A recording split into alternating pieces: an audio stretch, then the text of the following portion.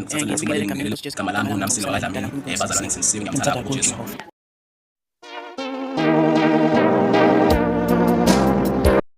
Ngithanda ukuthatha lethuba leli nginibingelele nonke bazalwane. Igama lami uNamsilo kaDlamini ngisinisiwe ngiyamthanda kakhulu uJesu. Bazalwane namhlanje I would like us to discuss izwi lesithathu likaJesu esemphambanweni bazalwane. Litholakala lapha kuJohn chapter 19 verse 26 kufundeka kanje. Verse 26 kuthe uJesu ebona unina nomfundi amthandayo bemi ngakhona wathi kunina, mame bheka indodana yakho. Wayesethi kumfundi, bheka unyoko. Usukela kuleso sikhathi umfundi lowo wamyisa kwakhe. So la bazalwane siyathola ukuthi uJesu wathi siphambanele ngabhlungu la.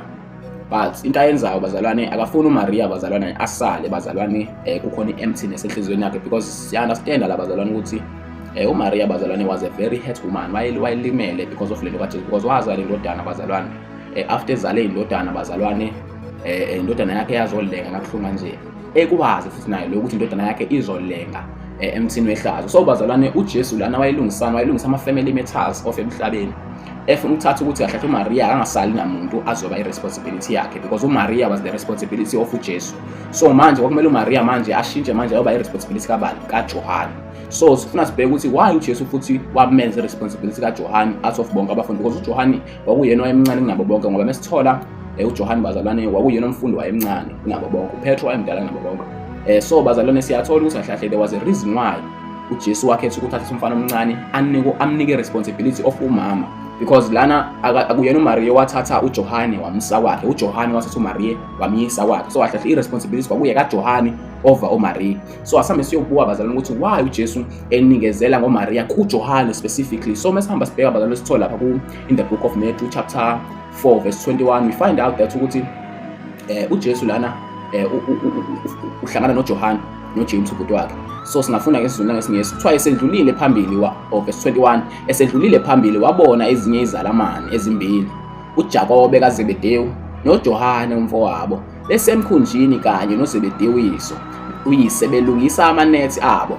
Wababiza. Cela sifunde ngesingisi khona ngizothola leli gama leli engilifunayo. So going on from there, he saw two other brothers, James the son of Zebedee, and John his brother, in the boat with Zebedee their father, mending their nets. He called them. So kahle la uJesu mefika bazalwane abafundini bakhe laba bawu4 bokuqala bazalwane, siyathola bazalwane ukuthi mebabiza from imisebenzi yabo akabasusi from i-line of work abayenzayo, but ubasusa from i-practice abayenzayo. Uzahle bona mebepractice lento lena ko-fish, manje usiyabathatha uJesu uyabashintshisa manje uyobapracticeisa kuyeni, uyobapracticeisa ebantwini, ngoba imisebenzi ababeyenza uJesu wabathatha njengoba babeyenza benjalo, wahamba uyobasebenzisa kuyona leyo msebenzi ababeyenza embusweni kaNkulunkulu. Amen bazalwane, because siyathola lana ukuthi uPetro bazalwane owayecast out from if you can read in previous verses before leli verse leli, you find out that uJesu ngikasehlangana noPetro, wahlangana noPetro bazalwane ecast amanethi. So bazalwane uPetro umsebenzi wakhe ayuzele embusweni kaNkulunkulu kwakucast amanethi, hayi ke manje ukuthi abambe ufish, because uJesu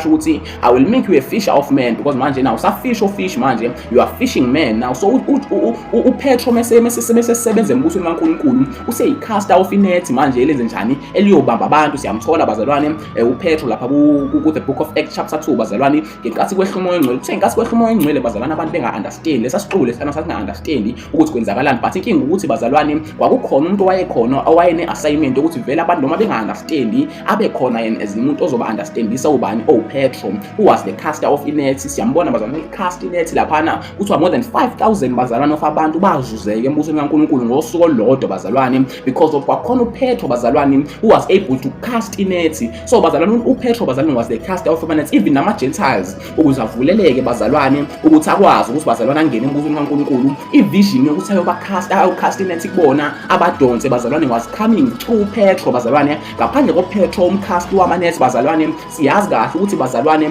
ukuthi kahle umbuso kaNkulunkulu wawungeke ube naye umuntu wayezoba khona wayezokwazi ukuhamba yozuza abantu, because each and every time sithola uPetro bazalwane siyamthola elicast inethi lakhe towards ama-Jews la wayeseJerusalema, ephinde elicast inethi lakhe bazalwane towards ama-Gentiles bazalwane ase-Ethiopia. So bazalwane siyathola bazalwane lana ukuthi uPetro was the caster of amanethi, but when sibuka uJohane bazalwane kuthiwa bayathola emkhumbini kababa wabo. What was the specific task were they doing? Babemenda amanethi, they were mending nets bona mebetholakala emsebenzini wabo. Uthi kuthiwa babemenda amanethi. So so uJesu mebathatha lana yena akabathathi-ke manje na ukuthi ayowasebenzise into embusweni kaNkulunkulu. Mele befike embusweni kaNkulunkulu into abayoyenza yini? Bayothunga nakhona amanethi. So bazalwane, beyothunga amanethi yini inethi? Inethi ibandla kaNkulunkulu bazalwane. Abantu abangaphakathi enethini bazalwane yibona-ke laba abayibandla, but nenethi liyilento ebambe ibandla kaNkulunkulu bazalwane ukuthi lenze njani lihlale endaweni eyodwa. So bazalwane, mekufika uJohane bazalwane, uJohane yena uyafika azobheka ukuthi ibandla kaNkulunkulu likanjani, lisahleli kahle, inethi lebandla kaNkulunkulu lisalibambile ibandla together. But if there's a cut enethini bazalwane, uyatholakala uJohane yakhona lapho eyolungisa bazalwane mekhonani, mekhona inkinga ebakhona ebandleni kaNkulunkulu, noma mekhona idoctrine bazalwane engacaciswa kahle, noma mekhona izinto eziphekthizwayo ebandleni engamele ziphekthizwe, uyabonakala uJohane bazalwane eya lapho eyolungisa leyo nto. Siyamthola futhi uJohane in the book of Revelations bazalwane ebhalela amabandla awu-7. Lebhalela amabandla awu-7 bazalwane uJohane uyasikhombisa ukuthi uyawalungisa lamabandla from iziphambeko abazenzayo bazalwane. Ubhalela amabandla awu-7 ase-Asiya bazalwane, bathi modern day Turkey leyo namhlanje bazalwane. So bazalwane, siyamthola uJohane ukuthi umsebenzi wakhe was to mend bazalwane amanethi, because kwathi sekonakala ebandleni kaNkulunkulu, sekonakala kakhulu bazalwane, kuthiwa wabonakala engena eqhamuka nama-scrolls bazalwane, umphostoli uJohane bazalwane eyolungisa ibandla kaNkulunkulu. So bazalwane-ke siyazi ukuthi ubani uJohane was a mender of amanethi. So bazalwane, we find out that uJesu mesethatha uMaria bazalwane emnikezela kubani? uJohane bazalwane. It is simply because uyazi ukuthi uJohane has the ability to mend vele. So uMaria bazalwane ngeke akwazi ukuhlala nenhliziyo ebuhlungu kanjeyana ingalungisekanga. So manje uJesu uyamthatha umnikezela kuJohane because uyazi ukuthi uJohane ungumthungi bazalwane, uJohane was a mender. So njengoba enikezela uMaria igama lami uNamsilo wakwaDlamini bazalwane, ngisindisiwe, ngiyamthanda uJesu.